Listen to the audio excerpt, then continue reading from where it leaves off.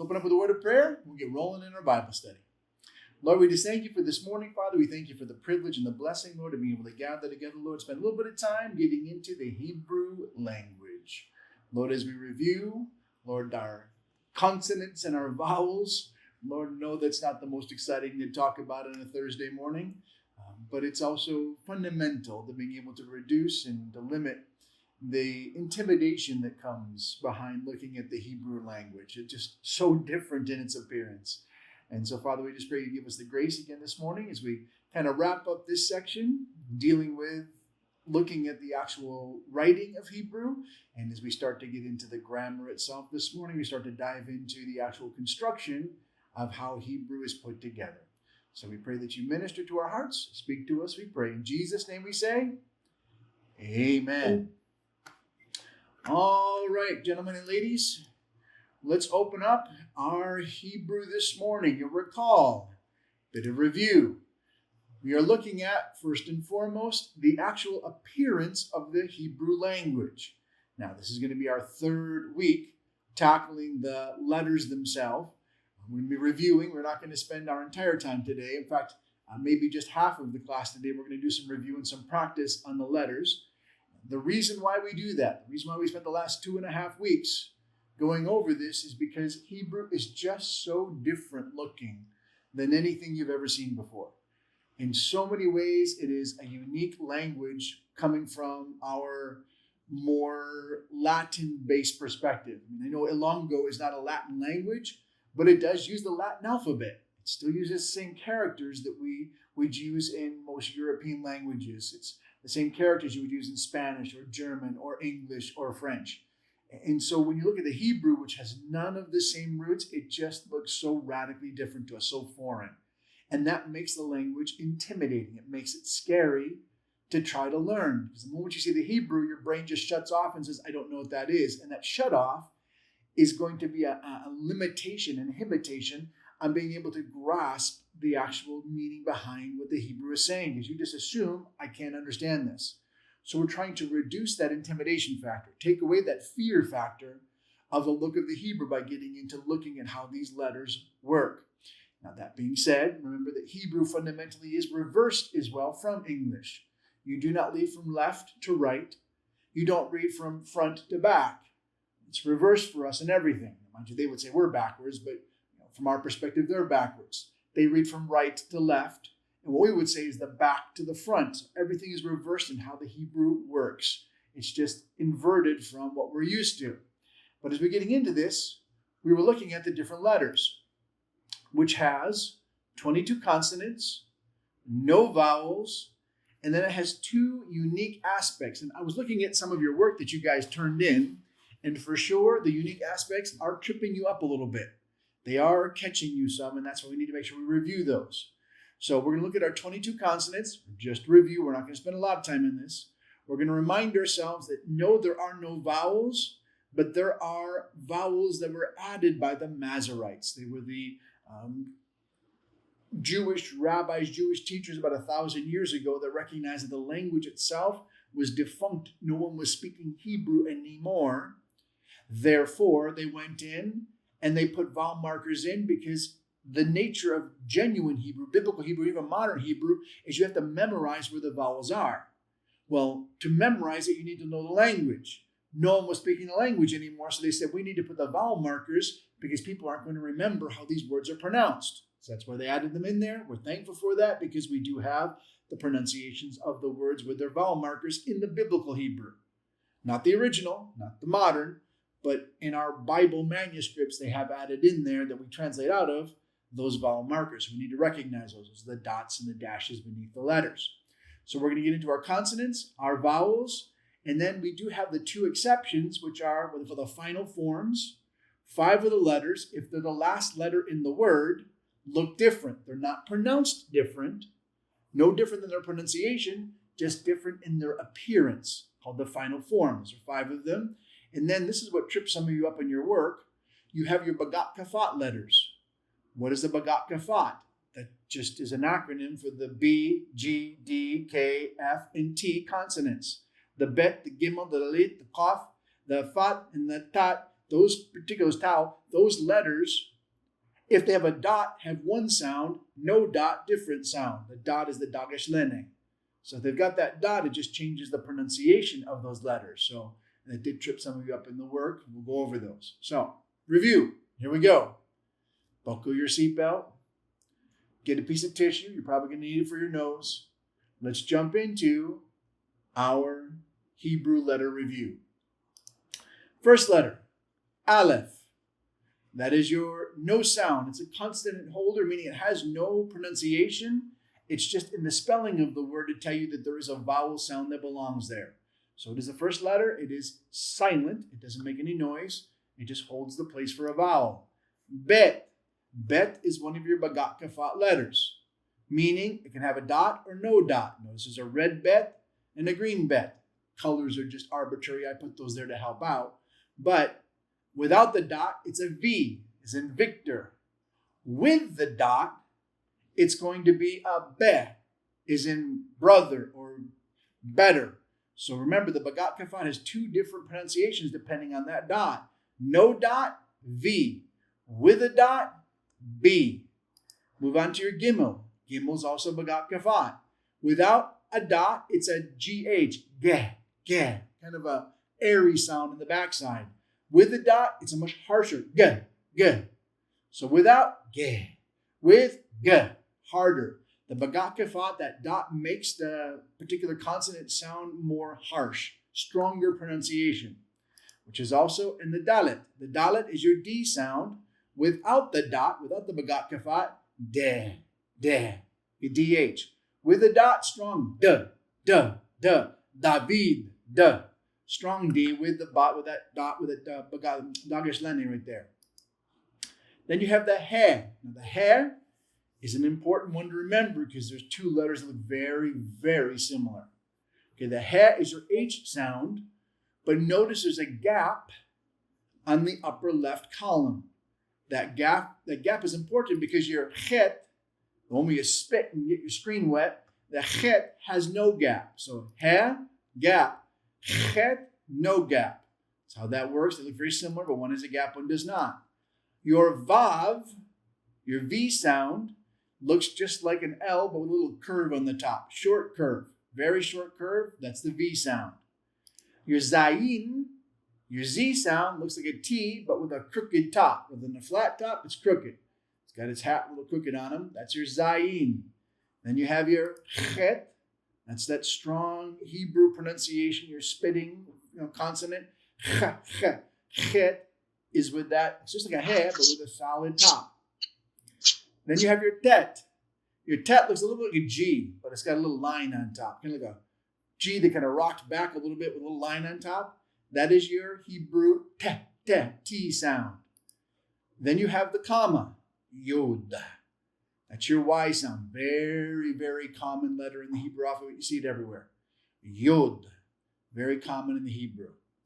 Then you have your first of your final forms in your kaf. Your kaf is both a bagat kafat and a final form. The bagat kafat means that it has the dot. It has the dagesh lene. Without the dot, cha. Cha, like church or choose. With the dot, ka, hard K sound, like coffee or, cafe, your pick. In the final form, it's got a K sound, but it looks different. This is what was messing some of you up in your homework. That final form can be confusing.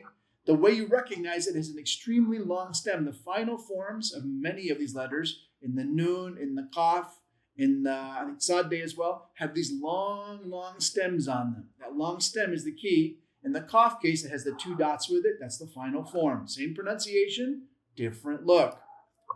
Lamed, just your L sound, pretty straightforward. Mem, kind of looks like a box, but with an incomplete bottom, a little overhang on the top, unless it's in its final form. It's one of the 5 final form letters. If it looks like a box, that's an M sound, mem. It just only appears that way if it's the final letter of the word. Same with your nun. Your nun is a final form. Looks like a staple or a backward C. But if it's in the final form, it has a long stem on it and no bottom. It's very similar, by the way, to the kaf. Kaf and nun look almost identical. What's the difference? The Qaf has the 2 dots. The Nun has no dots. Again, it's a final form. Its pronunciation doesn't change, just the look of it if it's the last letter. Samek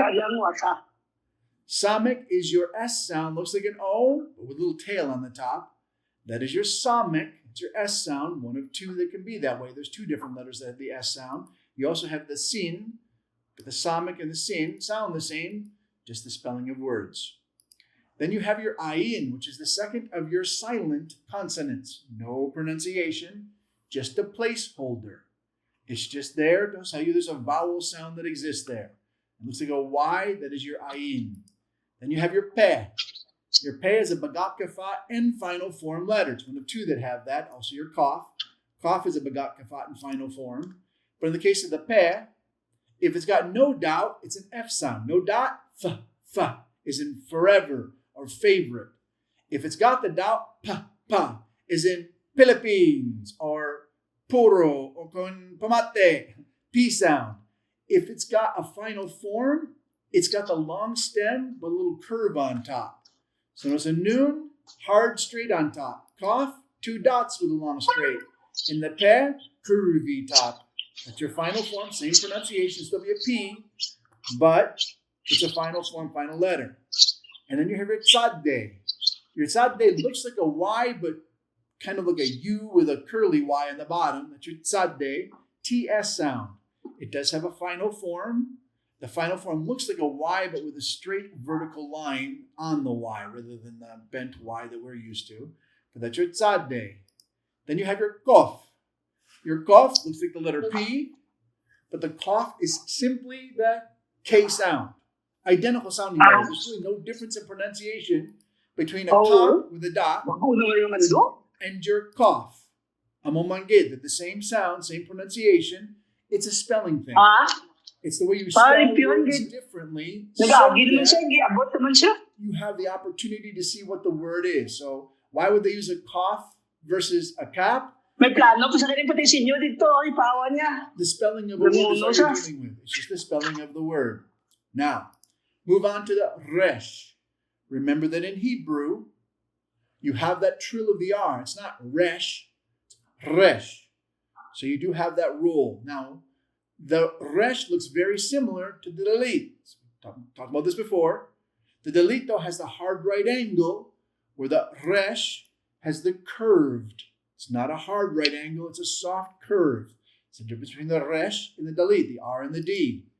Which brings it to the shen and the sin. Same letter, just different pronunciation depending on where the dot on top is. Dot on the left, sin. Dot on the right, shin. SH sound. As in should or, shadow. Basta sh. The SH sound with the dots on the right. And then finally, you have the tau, which is the final of the 22 letters. Your tau is a Bagat Kafat letter. It has the Dagesh Lene, it has the dot. With the dot, it's a T. The same as the tet, by the way, same exact pronunciation. There's no difference in pronunciation between the tet and the tau if the dot's there. If you don't have the dot, it's a TH, the, there, then, TH sound without the dot. So if you have the softer pronunciation without the Dagesh Lene, without that dot there. Now, that brought us into the vowel sounds. Still reviewing. The vowel sounds are going to be very similar to what we're used to. A, E, I, O, U. So the same vowel sounds, both long and short. So there's a long A short A, long E short E, long I short I. A, E, I, O, U, E. This long and short of each one of the vowels, same as you would have in English, same as in Alongo. But since Hebrew doesn't have those sounds, the Masoretes added dots and dashes beneath the letters to add them for us. Remember, in Hebrew, it's by memorization, but in the biblical Hebrew, we have those added to us. I'll show you real quick as an example. Go back to Genesis 1:1. If I'm in Genesis 1:1 and I open up my Hebrew, there's the Hebrew, Barashit bara Elohim eth hamashayim va'eth haaretz. There's that, in the beginning, God created the heavens and the earth. Notice that I have the option here to turn on or off my vowel marks. If I turn on my vowel markers, little dots and dashes appear beneath the words. Turn them off, That's the original Hebrew. That's the modern Hebrew. That's what Hebrew actually is. The Masoretes added these dots for us and these little dashes to tell us what the vowel pronunciation should be. That's your vowel markers that the Masoretes added. As a reminder, there are two main vowel placeholders, meaning there is no pronunciation to them, but it's telling you a vowel is there. It's the aleph and the ayin. Those two letters are meant to show that there's a vowel there. There's no pronunciation to those letters. But you have three additional consonants, the he, the vav, and the yod, that can become vowel placeholders and become silent depending on the word. We'll look at that real quick here. So what are our vowels? Review, still what we went over last week. Hopefully this is what you did in your homework. Let me plug this. If you have not done your homework, Hebrew is going to remain difficult for you. If you are listening to me right now and you are lost, you're going, my head hurts. I am nosebleeding again. It's because you're not practicing. You must take the time. There's no shortcut to this. You must take the time to go in and write down these consonants, write down these vowels. Do it once a week, 5 times per letter, and you will remove the fear. You will begin to build recognition where you see these and you understand them. Not saying you're going to read Hebrew, just saying this is not going to intimidate you nearly as much. So important to write these letters down. I don't say this out of the sense of obligation. Personally, I had to do it too. It was only by writing these letters that I began to lose my fear of them. I had the same fear. It was by doing that work that I began to overcome that lack of familiarity with the appearance of these things. You've got to write down 5 times a week. Do it once. We do it again this week. These letters, consonants. When you come to the vowels, here you go. You have your patah. Notice the way we've got this set up is that your randomly picked consonant is the bet right here. You have the Hebrew B sound. So there's your bet. So there's the bet. Underneath that, in the orange, that's where you have your vowel marker. So the patah, or the short A is in bad, is just a single line underneath the consonant. Any consonant. It can be any letter. Here it happens to be the bet, but it can be any letter. If you have that line underneath, that is the short A sound, is in bad. Your long A looks like a T. If you've got a T underneath your consonant, here it's the bet, that's your long A sound, is in father. You have your short E sound. Your short E sound is 3 dots, called the sigol. S is in lead, lead. That's your short E sound. Your long E sound is in obey, is 2 dots. 3 dots, short E. 2 dots, long E. If you've got 2 dots and a yod, here's what I told you. Sometimes the he, the vav, and the yod can become placeholders. They become silent, and they just become a marker to tell you there's a vowel there. That's the case in the siri yod. If you've got a siri, which is the 2 dots, that's the long E sound, but it's followed by a yod, then that yod becomes silent.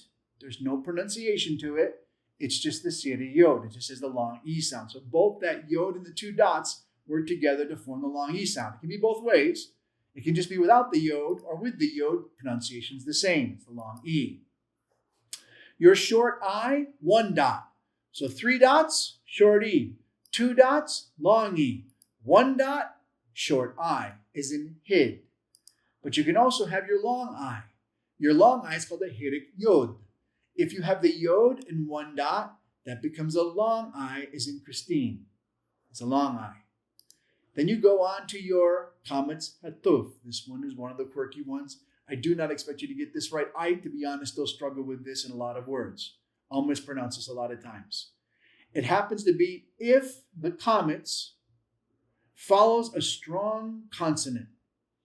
Again, that's a bit random to me. I don't expect you to grasp that. I still struggle with it. But it turns the kametz, which should be a long A sound, into instead an O sound. Now, we use an example of this.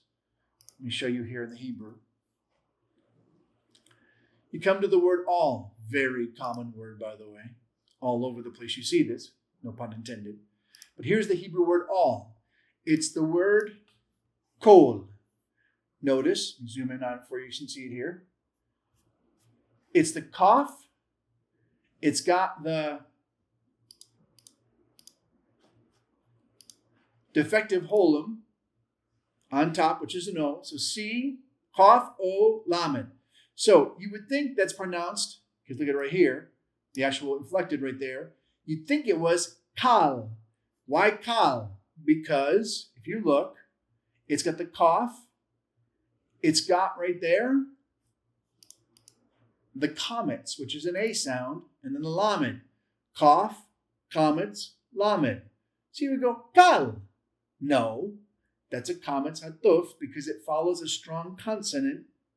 If it follows a strong consonant, it turns into the comets hatuf, and it's pronounced as an O sound. Again, I know that's confusing. I don't expect you to memorize that, but you'll come across it. At least it's in your head that you know sometimes the comets can sound different. Sometimes it sounds like an A, sometimes it sounds like an O. The rule is it follows a strong consonant. That's hard for us to grasp. Just know that there is two different pronunciations for it. Now, moving on. Full holum. Your full holum is if you've got a vav with a dot over it. The vav becomes silent. Again, it becomes a placeholder. The he, the vav, and the yod can become silent at times. One of the times is in the case of the full holum. A vav with a dot, the vav is silent. The dot over it just becomes the short O, as in toe, O. You can also have it in the defective holum. The defective holum is just the vav's not there. You just have a dot over the next consonant. That also has the same pronunciation. No difference in pronunciation. Just sometimes says the vav, sometimes doesn't. Why? Ask the Jews. Don't know. That's just how they spell the words. Then you go on into your long U, your kibbutz. Your kibbutz is 3 dots, but in a line. That's your long U is in pull. And then you have your short U is in fruit. Is just your vav with a dot in the center. That is your short U. So you have your long U, 3 dots. Short U is going to be your dot next to a vav. There you go. Consonants and vowels. Those are your Hebrew letters. That being said, let's do a little bit of practice. Because practice makes perfect. You guys had your homework. We're going to go into these. I'm going to do 10 of them, just for the sake of review. So these, hopefully you've done them. I'm not going to ask you to do them with me again. I'm just going to read them to you and step you through what they are. Okay? Let's take a look at them. Your first letter here. What is this? That's an aleph. So go up here. There's your aleph, is your first letter, which means it's silent. It has no pronunciation. What's important is the vowel sound beneath it. What's the vowel sound beneath it? That's your comets. So that's your long A, as in father. Ah. So your next letter is a bet. So go up here, there's your B. Notice, importantly, it has no dot. If you have no dot, that's going to be a V sound. So it's not ab, it's av. A-V, av. Then you have another vowel underneath. It's a single line. What is that single line? That's going to be your patah, your short A. So it's long A, V, short A, V again. So how do you pronounce that? Ava. Ava. That first word is the word Ava. Okay, move on. What's your second word? Very similar, by the way. You have again your aleph. So there's your silent placeholder, no pronunciation there. But beneath it, because it's a vowel placeholder, you've got that T. What is that T? That is going to be your comets. So it's your long A. So you have your A again. There's your B. But notice, key, this got you confused on some of your homework. I saw this.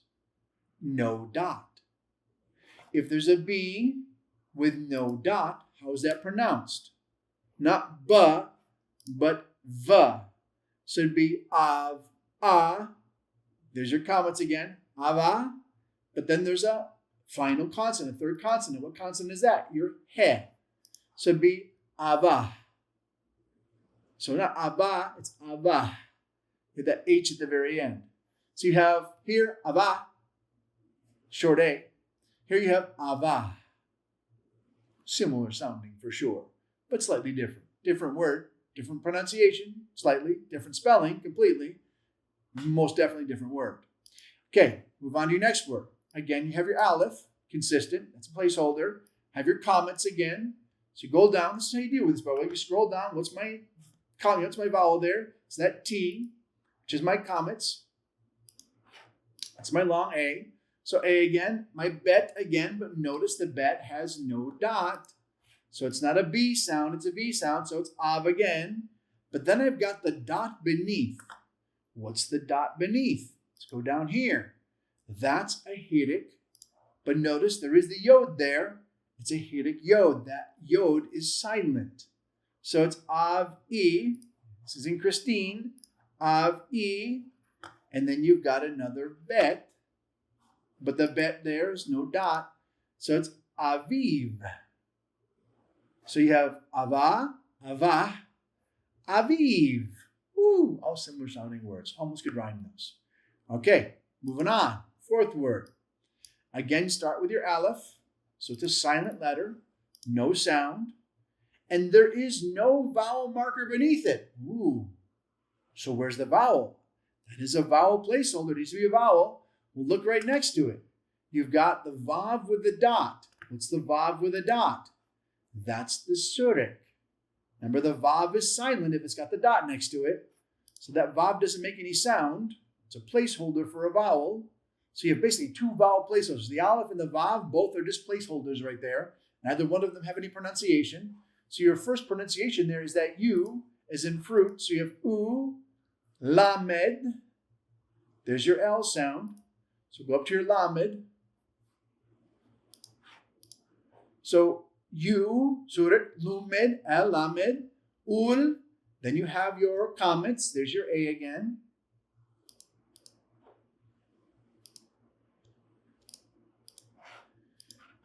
So, ula, and then you have the final form of the meme. There it is, your box. Remember that if that M is in the final place, it has a box look to it. So it's ulam. Ulam is the pronunciation there. Okay, number 5. Hopefully I've not lost you too much at this point. Hopefully you're following along. Again, it's letter by letter. Don't try to read it all at once. Take each letter, one at a time. Look it up. Write down what you think the English would sound like. Here you have the bet again, but there's a key difference here. You have the bet, but it's got the dot. So that's not a V sound. That's the B sound now. If you've got the dot in the bet, be, be, be. That's a B sound. Underneath, you have the comments. So it's ba. Then you have the resh. There's your R sound. So it's bar, bar. And then you have again the comments, which is your A sound. And then you have the silent aleph. So how's that pronounced? Barra.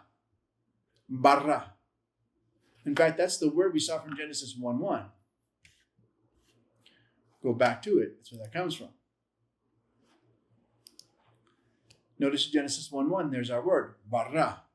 Barashit, barra, Elohim, eth, hamashayim. In the beginning created God the heavens and the earth. So that's that word created, barra. Next, we have the word bet. So that does have our dagesh lene in it again, as the dot. So that's the strong B, bet. Then you have the vav with a dot. Remember that vav with a dot. The vav becomes silent. That's going to be your surek. That's your U. Ooh. So boo what? Well, what's that final letter there? That's an odd one. In fact, I saw somebody struggle with that. What was that letter? That's a final form. It's the last letter of the word. And it is your cough. For remember, your cough, if it's the final letter, has the 2 dots. See the 2 dots there? Long stem, 2 dots. It's the final form of the kaf. So it's kub, or koop.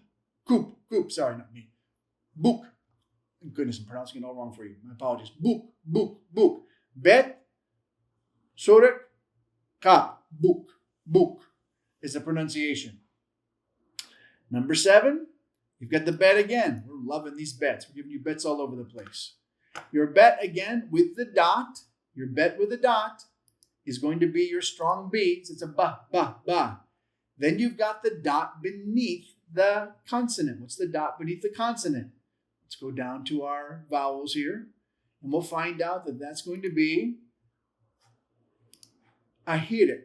One dot beneath your consonant, beneath your bet, followed by the yod is a hirik yod. In this case, the yod is silent. So it is your long I. B, because in Christine, in, B. Then you have your noon. Your noon right there.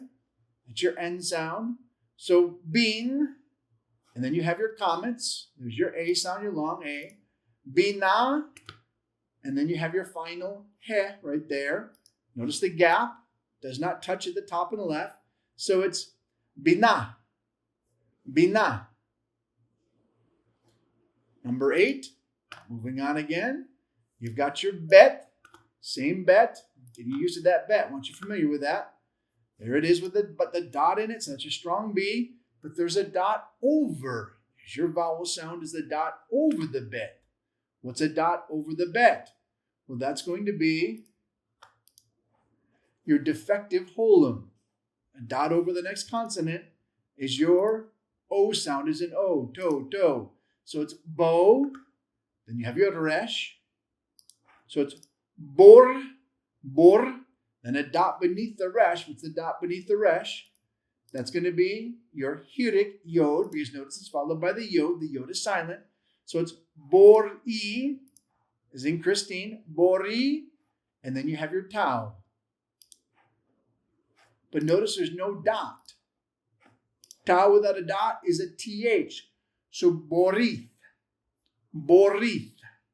is your pronunciation there. Borith. Moving on, got a different first letter. Ooh, we're getting tricky on you now. First letter, that's your gimel. So there's your gimel, your G sound with the dot. So it's a hard G. Ge, not ge. Ge. Strong G, followed by your comments. So there's your comments, your T beneath it. So ga, and then it goes on to the lamed. So gal, and you get your dash. Your dash is your short A, your pata. So gala, and then what's that last letter? It's your bet again, but no dot. Dots are important. Watch your dots. With a dot would be a B. Without a dot, it's a V. So it's galav. And then finally, we'll stop here so the pain can discontinue. I'm sure this is painful. Stop with the last one. Just go to the 10th, because this is what we put you for your homework. We're going to give you 10 more next week. But this is the 10th one we had you do last week. This is the gimel again. So there's your G with a dot, so strong G, followed by your comments. There you have your A, long A. So you have your hard G with the dot, comments, A, lamed, there's your L sound. So you have your lamed. So moving on to your L. So gal, and then you have, my apologies, one above that. This is your resh. Moving down to your resh. Where's my resh? Right there. Gar, 9. Gar, gamel, comments, resh, gar, pata, there's your pata, short A, gar-a, and then you have the sheen. Notice your dot is on the right, not the left. If the dot's on the right, that's your SH, not your S sound. So it'd be pronounced garesh. Hebrew pronunciation. Those are your first 10 letters, 10 words that we went over in your homework. What are you going to do next week? You're going to do 11 through 20. Yeah, you're not done yet. Still practicing. Still want you working over them. Because we want to get you to get beyond the fear of these words, the fear of the Hebrew letters. The more you go through, and it's It's not some miracle moment. It's not going to be like supernaturally, although that's possible. God could do that if he wanted to. Let me know if that happens. I'd be curious. But chances are not. Chances are the way you're going to overcome your fear and the unfamiliarity of these letters and these words is by practice. It's simply going to be a matter of you taking 20 minutes a week. That's it.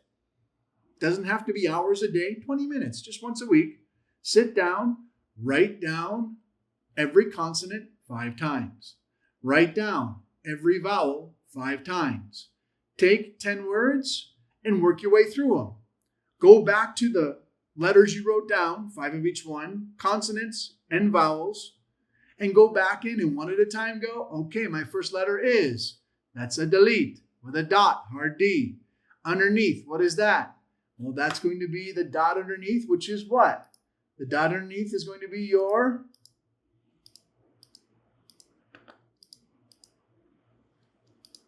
hirdik, short I. So, dagish, lene in the dalet, which is a hard D, hirdik, move on into, there's your bet with the dot, strong B, comets underneath for your long A, followed by a he. You just work through it one letter at a time. One letter, one consonant, one vowel. You go through, write down as you are bringing into English the pronunciation that you're reading in the Hebrew. That will bring familiarity with the look of Hebrew. It'll be wonderful for you, super helpful as we move forward in our Hebrew. Again, not that you're trying to learn Hebrew. Our goal is not that you can read Hebrew. Our goal is you're not intimidated by Hebrew, because it is intimidating. It's scary to look at first. It takes time to get familiar and comfortable with looking at these strange, weird marks, reading from right to left, and be able to say, okay, I'm not intimidated by that as much as I used to be. Okay. That being said, review is over. Moving on. Okay? There are a couple of additional rules we want to throw at you. Okay, one of them is known as the final he. If you have a he at the end of a word that is followed, preceding by, it's going after, a vowel like the comets, the he becomes silent. Go back to, we talked about the fact there were 3 letters that can become vowel placeholders. We saw that in the yod. Where do we see the placeholder in the yod? We see it in the sira yod. So we can find it for you right there.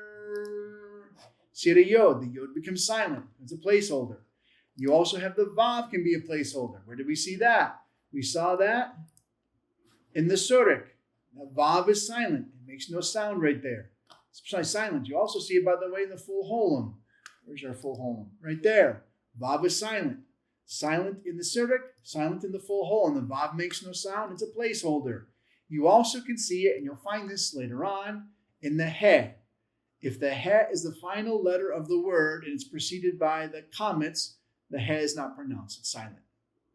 It is rather common, by the way, because it's one way that you conjugate Hebrew nouns to make them feminine. Very common to find that.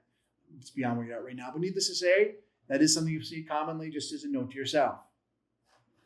And as a reminder, the dagish lene and the dagish forte, those bagat kafat letters, if they have a dot and start the syllable, okay, the dot appears in the other letters, and then the letter is double. So that is just a little notation. If you have a dot that appears and it's not the first letter, it'll actually double the letter in the pronunciation. Don't worry too much about that. That's a notation, just how to bring in English.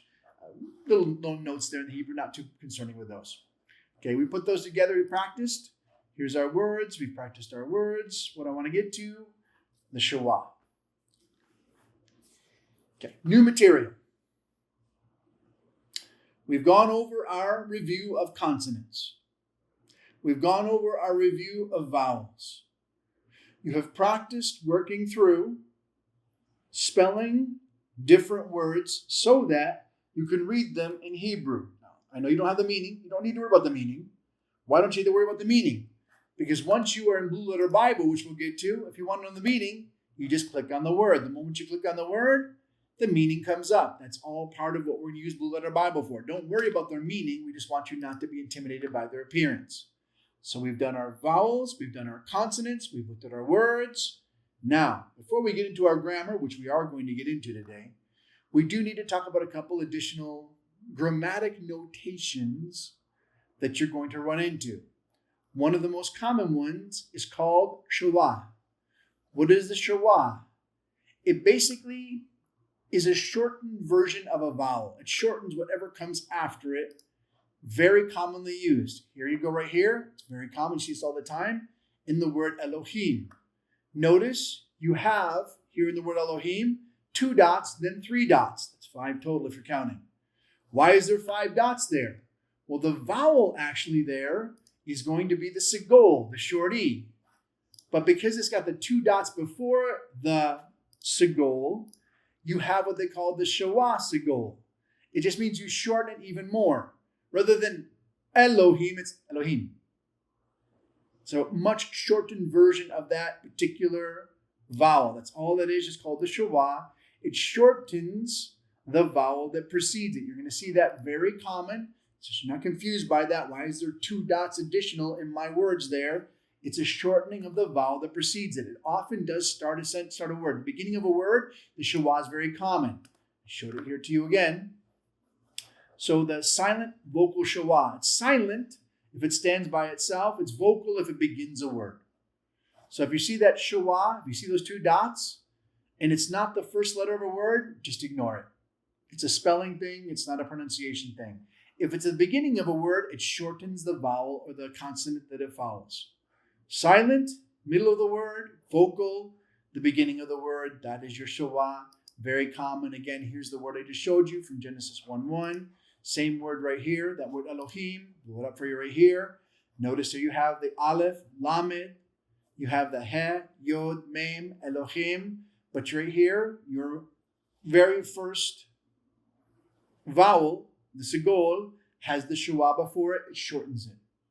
So it's not Elohim, it's Elohim. I'll do that for you again. It's not Elohim. If you say Elohim, it's not pronounced right. It's Elohim. So it's shorten that beginning, make it brief. Elohim. That's the shawah doing its work. It shortens the vowel pronunciation afterwards. So the shawah notation, you're going to see quite frequently, very common. That being said, here we go. Prepare. This is no longer the spelling. We're going to shift over into the grammar. And before I shift, let me open up the floor. Do you have any questions? Thoughts, feedback, uncertainties, doubts, concerns? Need tissue for your nose, whatever it might be, let me know. Do you have anything before I move into the grammar as it pertains to the spelling itself?